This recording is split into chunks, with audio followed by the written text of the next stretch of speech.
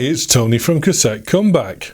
So before we start on this video, I want to leave something for the ages to be able to reference. Cassette, yes? HB pencil.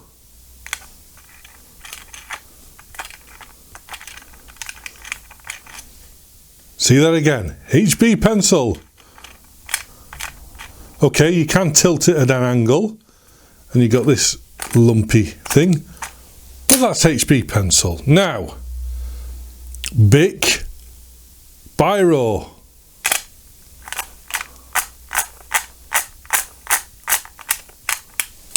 Again, pencil.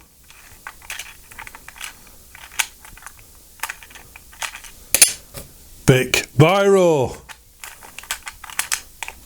So as we can see from this, the best way to wind your cassettes with a piece of stationery is to use a Bic biro and not a pencil.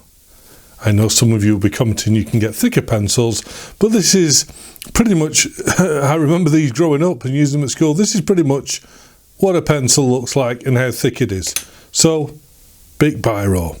Right, sorry to labour that a bit, but there we go, that bit's done. So, in this video I'm going to be showing you quite an unusual cassette. It's the only one I've got, mainly because these were never sold, as far as I can tell, outside of North America. But this was sent to me by my good friend Tony Cruz over at CassetteComeback.com. Yes, he's still going. Go over there and get your cassettes from him if you're in North America. But this is an Ampex Grand Master 2. Oh, I so want to say Grand Master Flash, but anyway, an Ampex Grand Master 2 cassette.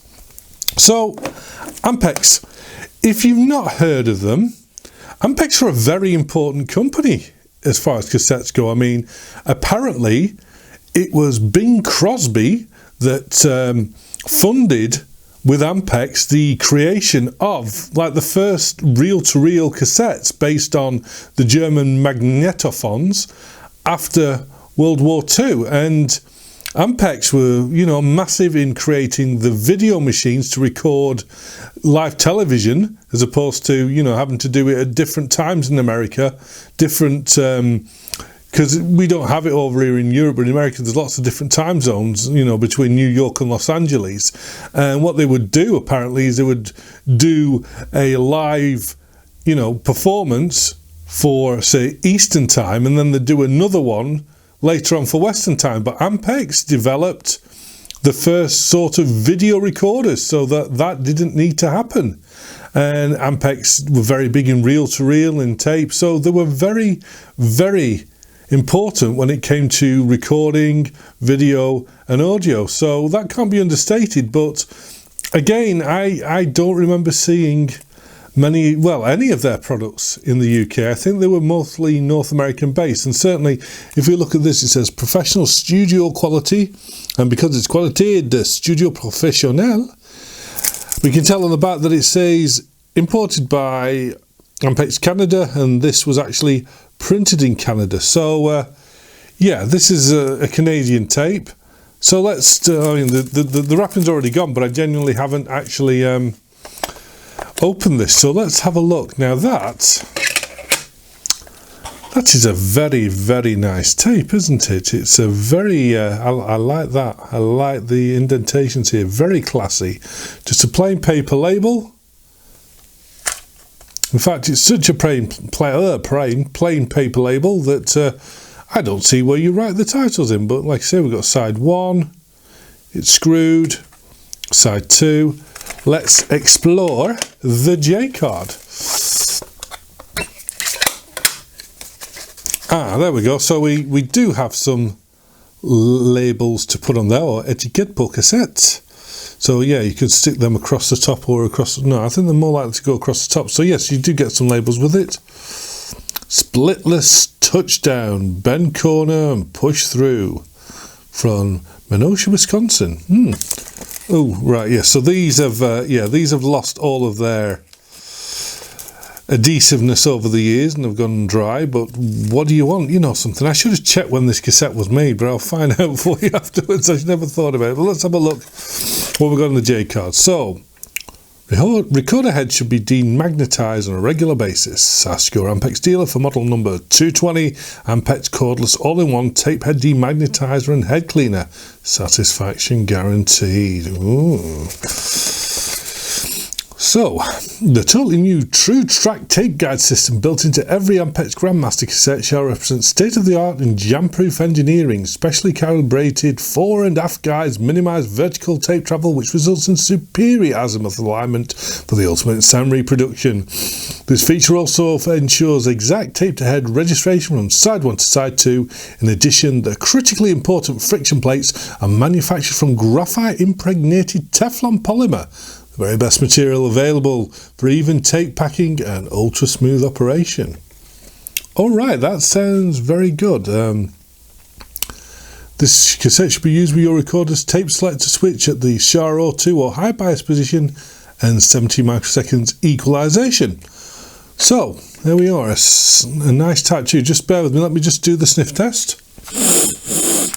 No, I'm not smelling any chrome there, but yeah, cobalt, dope, ferric most probably. Now, let me just, let's have a look at the leader. The leader is it's just a blue leader. Let's see if I can wind this a little bit. Let's have a look at the tape itself. See, Bic. Right, anyway. Okay, we have a nice dark brown, kind of shiny tape there. Let me just stretch it back a little bit. Yeah, it looks okay. The pressure pads is still intact, and behind it doesn't seem to have had any sort of rust or anything. Let me just get these out of the way so we can focus on the tape. But yeah, it looks pretty good. Now, I'm quite curious about this. What does it call it? Yeah, state-of-the-art jam-proof engineering, specially calibrated fore and aft guides. Right, okay, so I'm feeling a bit bored. Shall we have a look inside and see what this brilliant fore and aft guide movement thing looks like? Yeah, just give me a second and I shall take it apart. Slick cut, eh? Okay then, let's open it up and have a look at this marvellous, revolutionary, state-of-the-art roller system. So, that's a shell off. Yeah, we've got these old style, sort of like graphite coated slip sheets, and let's have a look at this amazing. Yeah, it sort of looks like every other guidance system in every other cassette. Basically, a little roller there, a little roller there, with a little couple of guides for it to go around. Pretty, so like pretty standard in every sort of cassette. I know that's a lot newer. Maybe it was revolutionary in 1980, but I was sort of hoping to see something like a BASF SM sort of guide setup, but as far as I can tell, that just looks like the inside of pretty much every cassette I've ever seen. Marketing. Gotta love it. Okay, well, there we go. That was an interesting hiding to nothing. Let's pop it back together.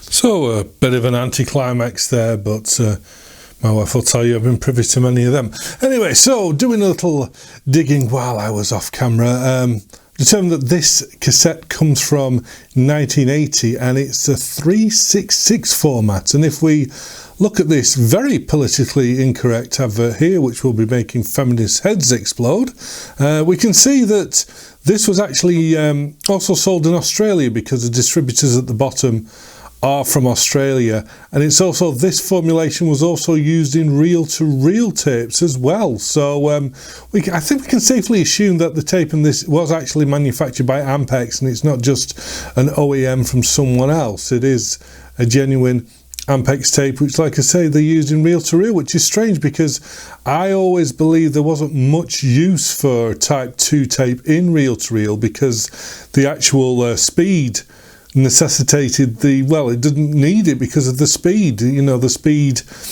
on these cassettes is what necessitated the hiss. So yeah, but apparently yes, they did use this formulation in reel-to-reel, and now we'll take that advert away forever. So I guess the only thing to do now is just to fire up a deck and see if this sounds as good as this, nice attractive shell and great history of the company purports that it's going to be. Let's have a listen.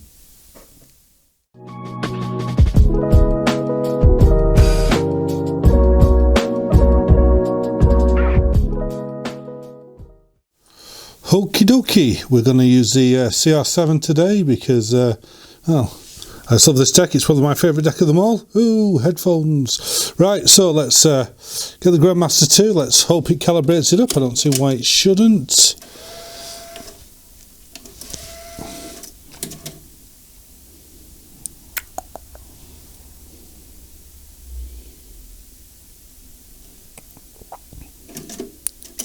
Okay, all done, good. So, what I'm going to do, I'm going to start the recording at +3, and if it sounds good, we'll see how far we can crank it, and if it doesn't, we'll see where we can make it sound good, I guess. So, the track I'm using today is called Reigns of Meghalaya by Hanu Dixit. So, let's have a listen.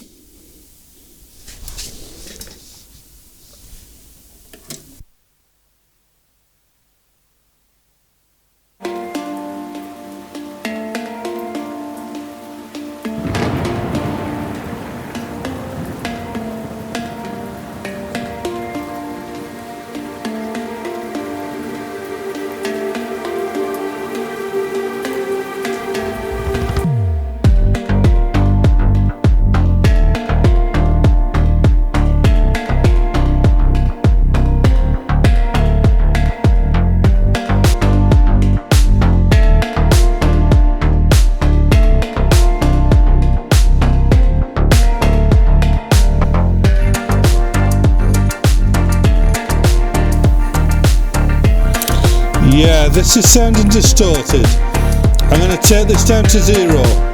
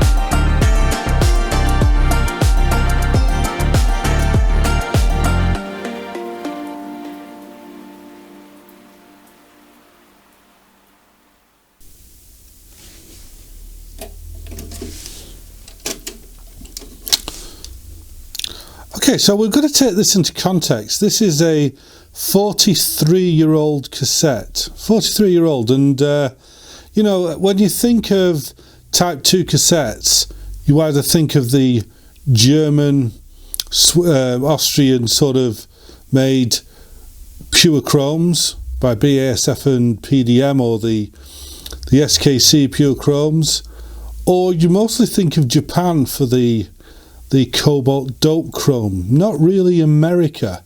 And from what I can tell, this is an American cassette, and to be honest, yes, at +3 we could hear it was distorted and it was sort of losing the treble as well, but at 0 it sort of leveled out. It didn't sound amazing. I mean, that is a pretty bassy track, so there's a lot of bass on that, but I thought for a 43-year-old cassette it handled itself very, very well, even if it wasn't perfect. I mean, I'm just having another sniff.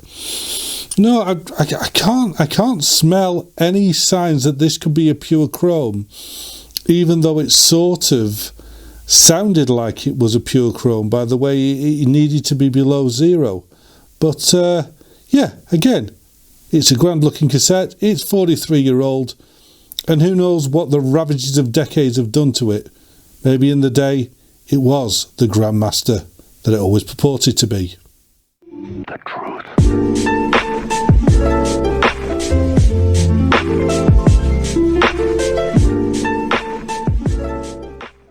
So, that wasn't the world's greatest performance by a Type 2 cassette. But it's 43 years old. I mean, it's 43 years old, and yeah, okay, if I hadn't played it some very bassy modern music, chances are it would have performed a lot better. But again, it's 43 years old. How many of today's mobile phones and MP3 players and streamers and PCs in 43 years' time are going to be able to manage being anything other than deposits in a landfill? Honestly, 43 years and it still works. And this is a collector's piece more than anything. I mean, I know that Ampex turned into Quantigy, and when Quantigy released cassettes, they were mostly loaded with stuff from Korea, but this is a genuine 100% Ampex cassette.